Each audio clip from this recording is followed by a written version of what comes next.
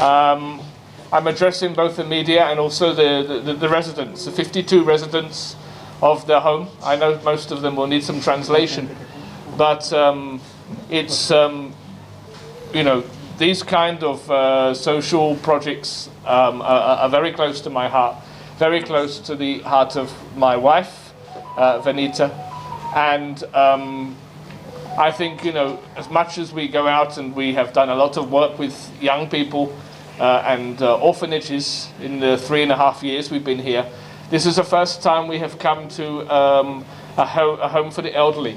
And I think it's very easy in a country like India that remembers and practices far more care for the elderly than, I have to say, many other parts of the Western world.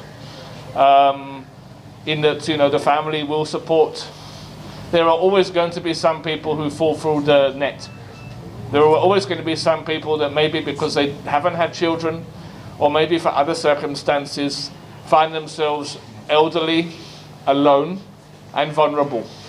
And so these kind of facilities, and I know there's not very many of them in the city compared to my country. We have so many care homes, but here there are few and far between, but they're very, very important. You know, it breaks my wife's heart when she walks in KBR Park and there's one old lady that sits on the pavement every day.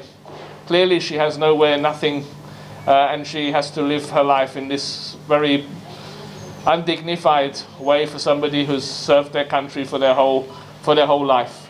And she will always give something to that lady when she sees her, whether the lady is there completely on her own or whether she's part of a begging syndicate, because we know that unfortunately in this city, as in many cities all around the world, you have these syndicates for who are exploiting the most vulnerable people in society. I have honestly got no idea, but it still breaks her heart on her morning walks, on her evening walks, when always she will find this old lady here. And it is very heartening to come here today, to visit the Fatima care home, to meet young people. I was going to say someone's only 62, just 10 years older than me, sitting over here. But young and elderly people, bright people. Everybody here that I've met and spoken to has bright eyes. That shows to me that they're being engaged, that they're being spoken to, they're being treated with respect.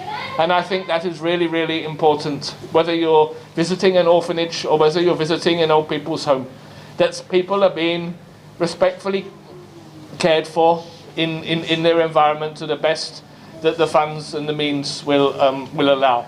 So I must give my utmost respect to everybody who is involved in the Caring Hands Charitable Trust, and I'm very happy that today I was asked to launch their website. I hope that the platform will widen awareness of the work that they do.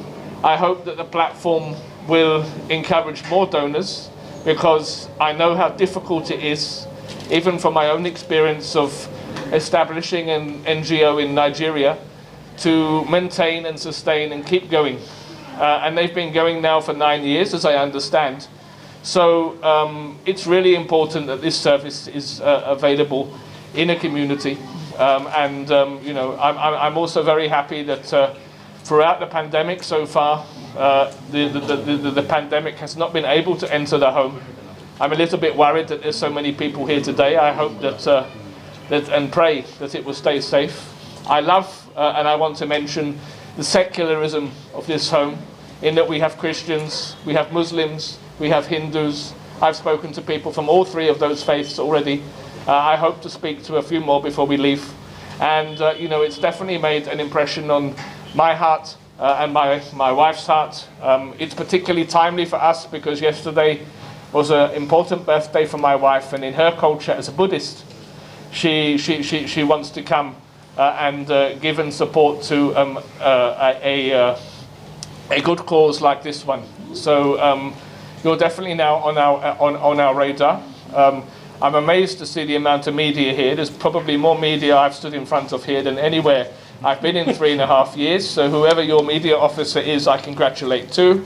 And please, my appeal to everybody listening is that if you can do a little bit to support an organisation that's trying to make life better for the disadvantaged. I'm not necessarily advocating this one, but in your community, there will be somebody doing something amazing. And please think about how you can support and how you can give. And I can promise you, if you can do that, you will feel better for it. Okay, God bless you all. Thank you. अस्सलाम वालेकुम रहमतुल्लाहि वबरकातुहू। मेरा नाम वासिफ़ है, मैं Fatima old age home का general secretary हूँ। आज 13 फरवरी 2021 आज जो है एक British deputy commissioner doctor Fernandes हमारे पास आए थे आज, जिसे जो है चैरिटेबल केयरिंग चैरिटेबल ट्रस्ट वाले इनवाइट किए थे, जिसकी उनकी मिसेस की बर्थडे भी सेलिब्रेट हुई और यहाँ पर खाने का इंतज़ाम भी किया गया था। तो आज वो लोग अपना वक्त यहाँ गुजारे हम। अस्सलाम वालेकुम, मेरा नाम अब्दुल वासे है, केयरिंग हैंड चैरिटेबल ट्रस्ट का मैं फ़ाउंडर हूँ। आज हमारी अल्हम्दुलिल्लाह वेबसाइट लॉन्च करें हम लोग आज थ्रू डॉक्टर फ्लेमिंग जो है ना यूके के deputy high commissioner for Telangana AP के इंचार्ज है, वो उनकी हाथ से जो है ना आज ओपनिंग हुआ फातिमा ओल्ड एज होम में करें हम लोग अल्हम्दुलिल्लाह आज। और हमारी तरफ से आज लंच का भी एहतमाम था यहाँ पर फातिमा ओल्ड एज होम की तरफ से। तो मेरी गुजारिश है सबसे, हमारा ट्विटर अकाउंट भी आज से स्टार्ट हुआ है, आप लोग फॉलो करिए हमारे को। इंशाल्लाह फ्यूचर में जो भी और इवेंट्स रहेंगे हम लोग उसके ऊपर ट्विटर पे रहेंगे, 24/7 अपडेट देते रहेंगे, आप लोग कभी भी ज्वाइन कर सकते हैं। वेबसाइट अवेयरनेस क्रिएट करने की हमारे एक्टिविटीज़ वगैरह अवेयरनेस करने के लिए हम लोग जो ना वेबसाइट लॉन्च की है आज, जिसका नाम है caringhands.in www.caringhands caringhands.in के नाम से वेबसाइट है हमारी।